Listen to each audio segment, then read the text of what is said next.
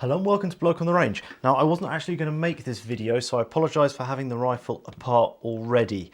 People have been asking me for quite a while to do a video on what I do when I get a military surplus gun. What do I do to it? And the answer is, in general, very little.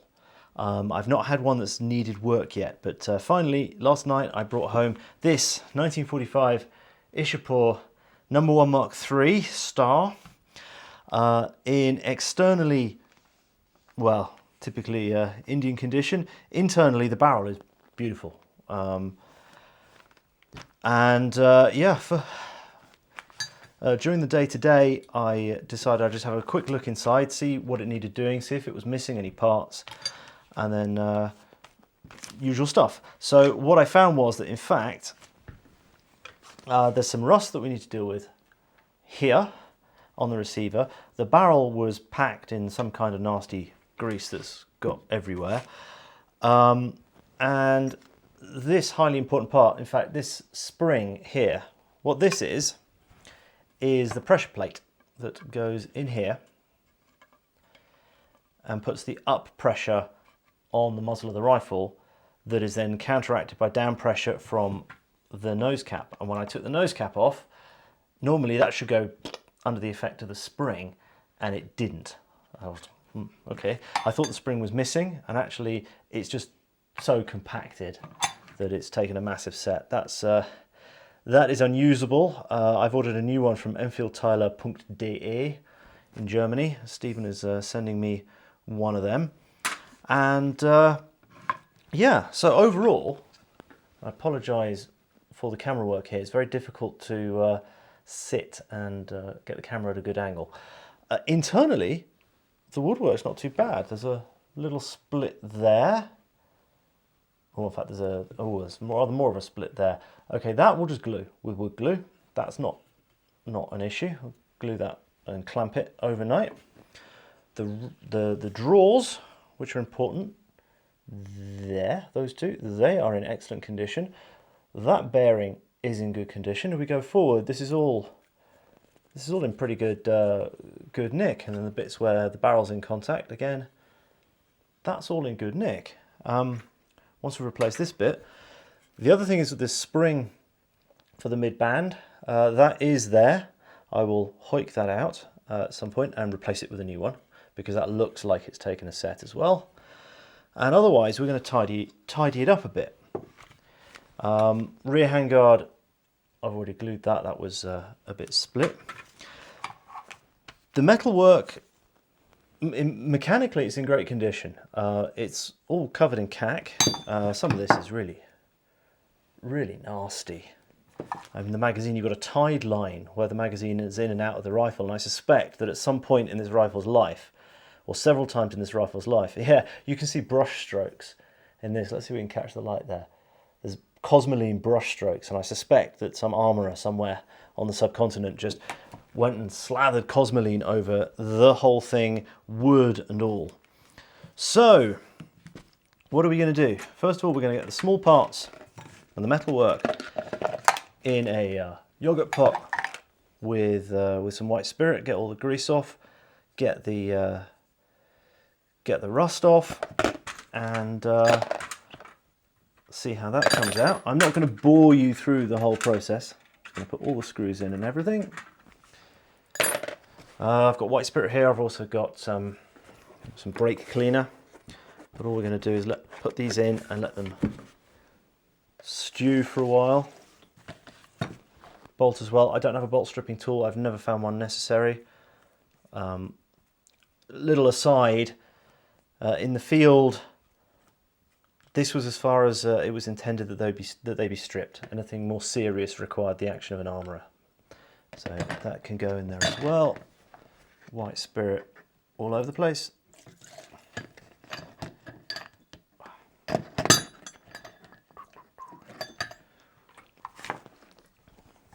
Magazine we can strip too.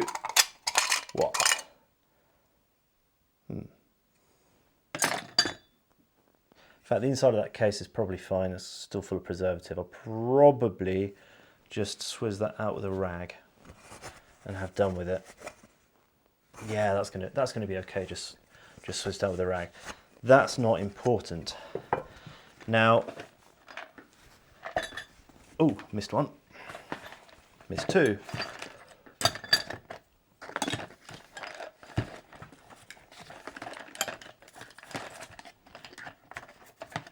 Now I tend to do the minimum because I'm not into restoring so much. What we want to do is preserve them. There's a certain charm to the patina on this. I want to keep that as much as possible. I'm not going to bore you with the whole process, but just a few of the things I do. So we'll deal with the rust. We've got various oils. I've got some Ed's Red. We've got linseed for the stock. Brunox, light penetrating preservative oil. That's pretty good stuff. And for the stock, basically, let's see if we can get this open. I've had this a while. Well, I do so little of this that I had to pierce the bottle because the cap had seized. But if you take a clean bit of rag, put some linseed on it, and then that is really all you need. See, it starts to bring the worst of the cack off. I'm going to avoid the bit I'm going to glue later. I'm going to glue that off camera because I'm going to need to leave that to set overnight at least. This, we'll just take the worst of it off and then bring out a little bit of the character of the wood, nothing drastic, and all the bits in there where it's got rust. And let that soak in, and that should take the rust out.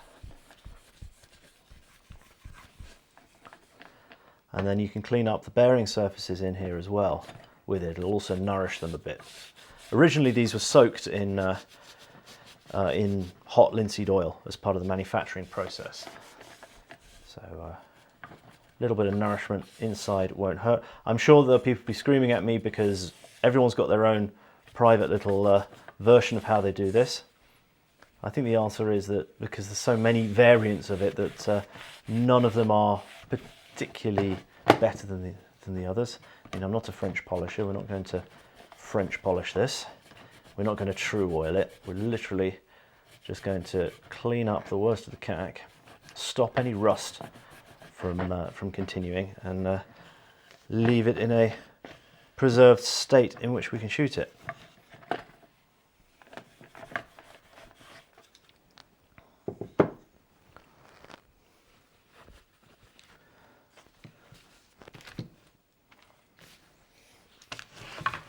So if we move over to some of the worst bits of the metal here, for really tough things as a brake cleaner.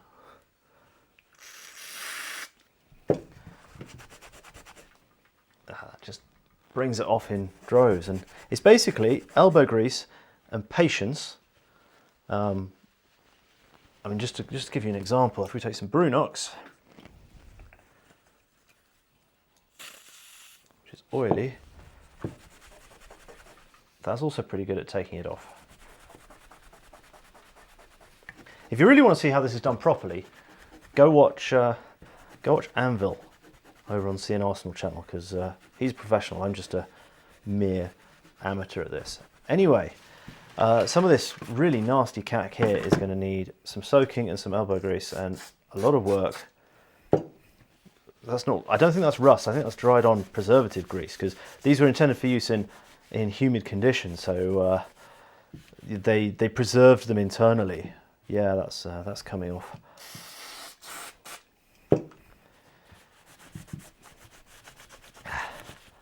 So anyway, I'm not going to bore you with this whole process.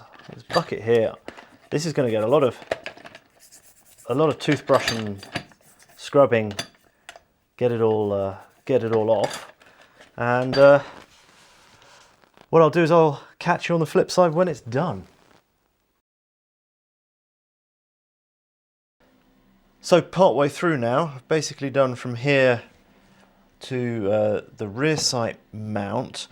What seems to work the best on that brown cack is a combination of homemade Ed's Red, which is old enough now that the acetone has evaporated off of it, scraping with a screwdriver blade that doesn't scratch the finish, and a copper scouring pad, not a metal scouring pad, not wire wool. If I had brass wire wool, I'd use that, but I don't. But I have a copper scouring pad, and that's coming up fairly nicely. And up at this end, it just needs a little bit more work, and that should come out nicely. Soaking it overnight in Brunox did soften that up a little bit, so but not as much as I'd hoped. I mean, it's quite resistant stuff, really. Ed's Red seems to work better with it, and brute force and ignorance. So let's keep going at it. So after much wailing and gnashing of teeth, it looks pretty good now, metalwork wise. It's not superb, it's not presentation grade, but it's good for my purposes. One thing that was interesting though was that the front sight band was being held on by cack, and as soon as I cleaned it off, it started having just a little bit of play. So what I did was I staked it. There's a little sort of keeper there, and I just staked it front and back, and now it is solid as a rock. So the woodwork has been sort of under linseed for a bit. Lots of rust in there on the mid band. I think I need to do a bit more scraping, and the glue repair I did on the end there hasn't really done much, but it's been pinned through anyway. It should be okay. Worst case scenario, I can get it repinned or get someone to stick an extra dowel or something across that. Should be okay. Now, a couple of final things before we take this out to the range. The two springs in here are absolutely critical to making a barrel this light shoot straight. In fact, the textbook Small Arms reliably informs me that it's the lightest barrel for its length on a military service rifle of the era. So you've got the mid-band spring there, and then you've got that spring at the muzzle bearing, the little pressure plate. Now, this was not protruding at all, and I stretched out the coils, and it's basically, that's the original spring has entirely lost its temper. There's no point in putting that back in because I can just squish it by hand, and it's taking and keeping a set. So Untitled.Chapter, thank you very much, Stephen. We have a nice new pressure plate plus muzzle spring, and what I think I'm going to do is shim the middle band, because it's there's a little bit of play between the barrel and the band should be pulling down on the barrel via the spring, and it's not. So I've got a little card shim here that should fix it. Now, a little aside from anecdata from people that have set up a lot of these and a lot of the 7.62 NATO 2A1s, is that the 303 ones tend to be more sensitive to the pressure here, and the 7.62 ones tend to be more sensitive to what's going on up here, which is due to the different barrel harmonics with the two cartridges. So let's put it back together.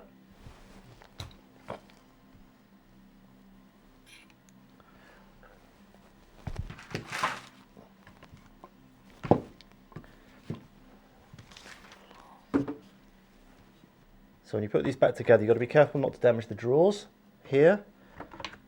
And we've got to make sure that the band, we've got to make sure that the band goes into its spot there, and then we gently tease it down. And actually this wood to metal fit is pretty good. It's not warped anywhere along here. It's fairly central. So let's drop that shim in there. Don't know if this will work, but can't hurt to try. And then do up the screws, which you really don't need to see. And there she is, the Iffy Ishy, ready for the range. In fact, one thing I forgot to mention was that yeah, the safety catch was missing, so I've got one and fitted it, and it required an awful lot of hand fitting. I suspect it was 100-year-old British parts in a not quite so old Indian rifle, but I had to take quite a lot of material off the bit that blocks the bolt there. Magazine functions with dummies, and yeah, she's not pretty, but we shall see how she does on the range. Fingers crossed.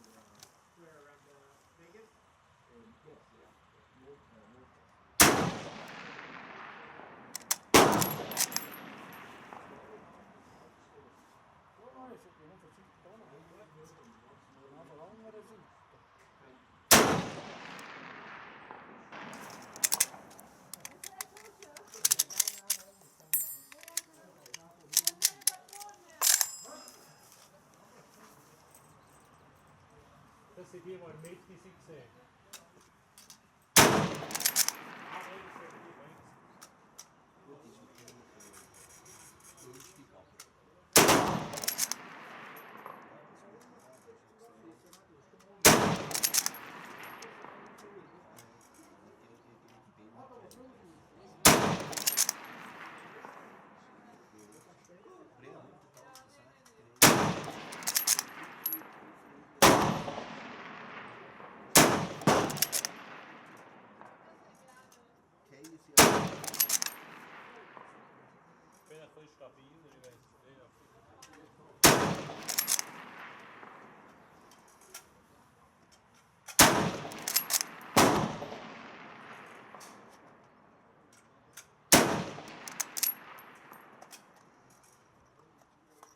So there you go, for a 330 franc rifle that looks a bit of a dog. She actually shoots okay. She shoots to the sights, which is very good. I was doing my usual trick of setting it to 400 and aiming under the figure. Unfortunately, the stocking up doesn't seem to be quite right, because off the bag I had two beautiful split groups. The first 5 rounds near the middle, really nice group, and then second 5 all together but off. That's a bit of a shame. What's interesting though is when I was shooting prone unsupported, so without the bag, that didn't happen. So maybe this is fine when held normally, just doesn't like being rested on a bag. That sometimes happens with these because of that crazy stocking up system and the fact that they're ancient. But yeah, for a beta rifle, I'm really rather pleased with it. It certainly doesn't shoot any worse than my other one, which looks nicer. And yeah, I'm pretty happy with that. So thank you very much for watching. Please, if you haven't already done so, consider liking and subscribing. We are on Patreon. We haven't actually gone anywhere else. Patreon seems to have calmed down a bit, so we're on there. If you'd like to throw a few pennies our way to help us to keep producing content like this, please do. And see you again sometime. Bye.